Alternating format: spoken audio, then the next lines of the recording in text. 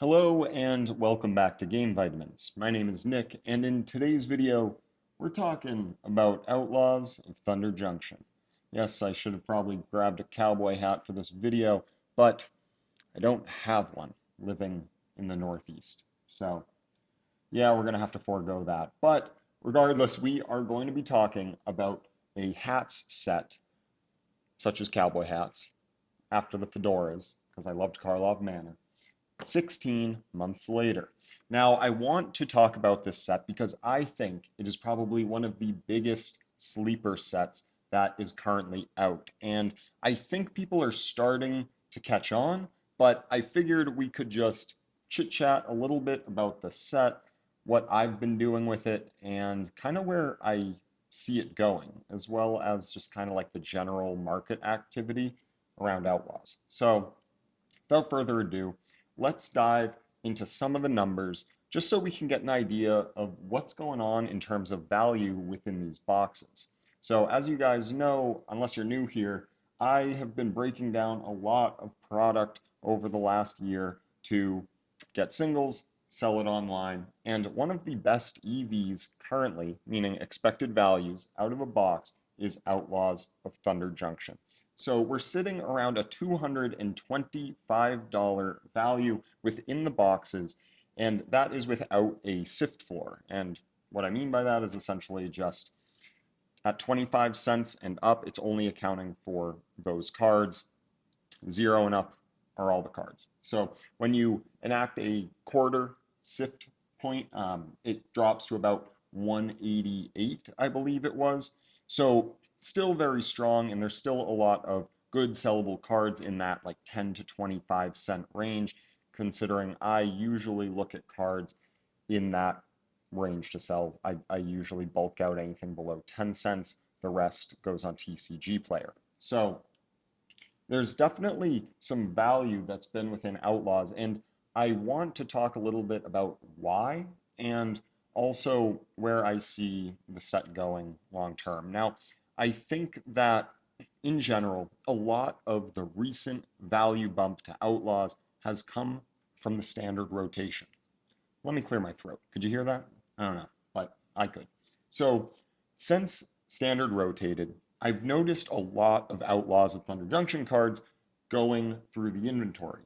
I mean, well, selling, as we're going through the inventory and pulling cards, a lot of Outlaws has been selling. So, with standard rotation, you're losing certain iconic cards like Cut Down, and it's being replaced by something like Shoot the Sheriff, which has jumped up from like a 30-cent card to a $2 card.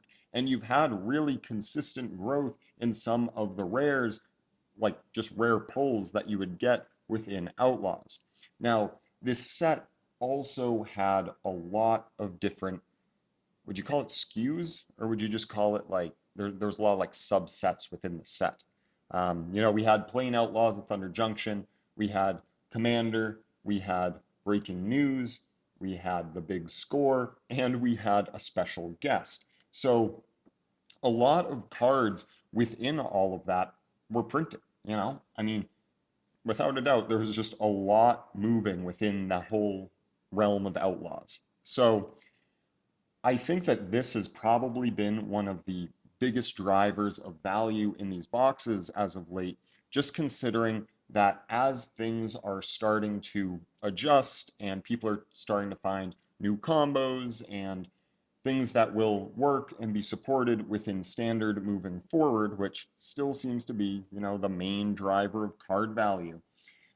Outlaws is kind of taking the cake. A lot of stuff is selling through, and at the end of the day, it's really not a bad set. And the general sentiment online is that it wasn't a bad set. And it's always funny how, hindsight's 2020 when Karlov Manor was junk and Outlaws was junk and Duskmourn's bad and it's all the hat sets. And yes, I don't think that they were necessarily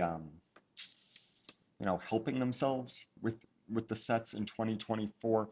But 16 months later, we are seeing more playability coming out of Outlaws, and in turn, we are seeing more value. So I want to talk a little bit about sort of the availability of Outlaws, kind of where it's priced at now, and in general, kind of like the overall like commander deck market, the sealed box market. It's been interesting because let's start with commander decks, because if you've watched one of my most recent videos, you know that I break down a lot of commander decks, put them through TCGPlayer, and get some margin on that. So Outlaws is interesting where I feel that Karlov was sort of that first wave of the hat sets, right? A lot was printed, a lot is still around, and people weren't a huge fan.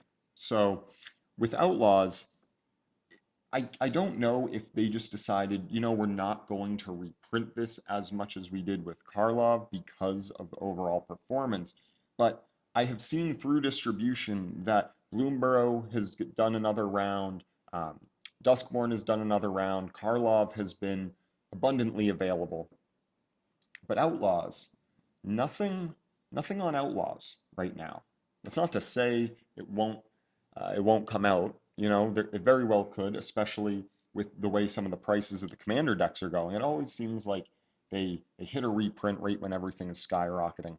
But one of the decks, is it Quick Draw? I believe Quick Draw. I was looking on TCGPlayer, and there are only 6 decks for sale. It's like $100 a deck. There were no reprints. The play boxes are still readily available through distribution, but the EV of every single, again, expected value of every single commander deck ticked up. I'll see if I can throw up a little chart off to the side from Mox Alpha. Link down below if you want to use my coupon code. So anyway, all of them have ticked up recently. The volume and availability for sale has dropped off. Outlaws collector boxes as well have been jumping up with this collector box boom. I remember I got a lot of these at like less than $200 a box, and now they're up to about 300, I believe, on TCGPlayer. So we're seeing this. Well, collector boxes are like totally different because all collector boxes are kind of rebounding and showing value, but the play boxes can still be found cheap, and the card value within them is looking really healthy right now. I mean, Bristly Bill is like $65. You have like a Mana Drain within Breaking News. You have Sword of Wealth and Power. You have a lot of swords. Let me see. I put a few of them down. Yeah, Scape Shift. Prismatic, that one, Prismatic Vista, that was one of the special guest slots. Simulacrum Synthesizer, that's a big hit. So all of these cards, though, the reason I put these ones down specifically was because they toe the line between the normal set to special guests to breaking news to big score, and that just shows that there's just a lot going on in the set. There's a lot that people can still find value in and start working through with this most recent standard rotation. So naturally, I am certainly spending some time on Outlaws. I didn't want to lug it all out into the front, so decided to just do what would, fit the space. But we have a lot of Outlaws of Thunder Junction, and interestingly enough, in the Discord, I was putting out a poll of like what people would be buying right now. And one, it's because I want to start being able to sell some sealed product, but also I wanted to see what people were just interested in, what people were keeping their eyes on. And Outlaws of Thunder Junction took the cake so far. So I think the general sentiment towards this set is totally changing. Obviously, with the values going up, there's going to be that change in value and equilibrium of like card supply, but in general, I've been pretty happy to see how this set's performed. Its recent sell-through rate. I mean, before the rotation, it wasn't like selling nearly as much as it is now. So those are my 2 cents on that. Now, one thing I want to talk about just because a lot of people will always ask, how do you make it work with opening certain boxes to get value, to be able to find profit going through sealed products? So obviously there's not tons of opportunities right now. There certainly are some, but Outlaws being one. But you have to, one, look at obviously the EV, but you need to also understand the standard deviation of value within all of the boxes.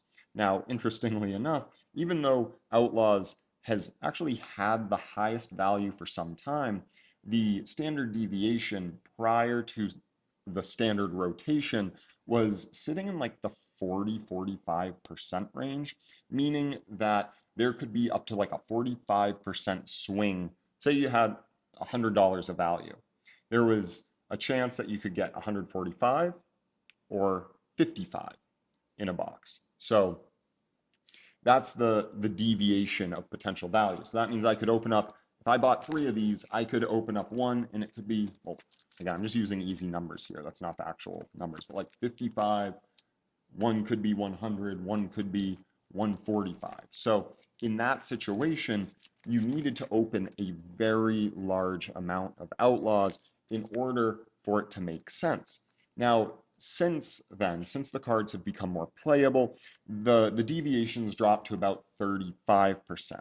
But that is still about 10% higher than a lot of the other sets, other recent sets. Foundations, Duskmourn, Bloomburrow, all of those sit around like 25%, some even lower in like the low 20s. So in terms of those sets, what I'm really saying is there's more consistency in the value that you pull out of the boxes.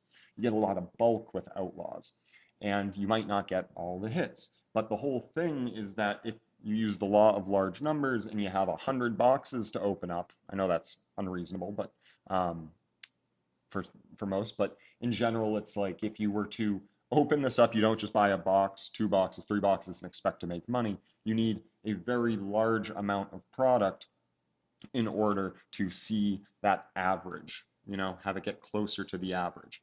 Because you could have one just dud case, you could have one god case. So that is what's going on with Outlaws. So it's kind of like a warning and also some information. If you're going to touch Outlaws, you need to do it at scale. Otherwise, you can probably find opportunities elsewhere. So there's something else I wanted to say about this set.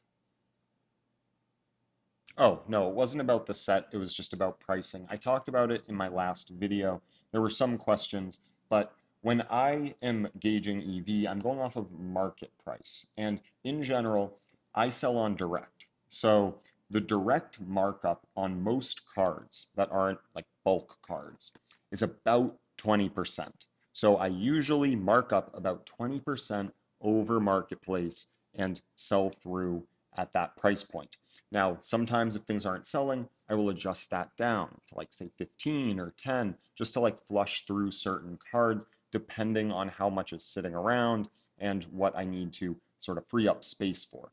So the reason I mention that is because all the numbers presented in this video are at market price. I account for 35% in fees. I account for obviously the shipping costs. If any general orders are going out, I'll fluctuate between like $199 to $299 for shipping, depending again how many orders I want to be bringing in.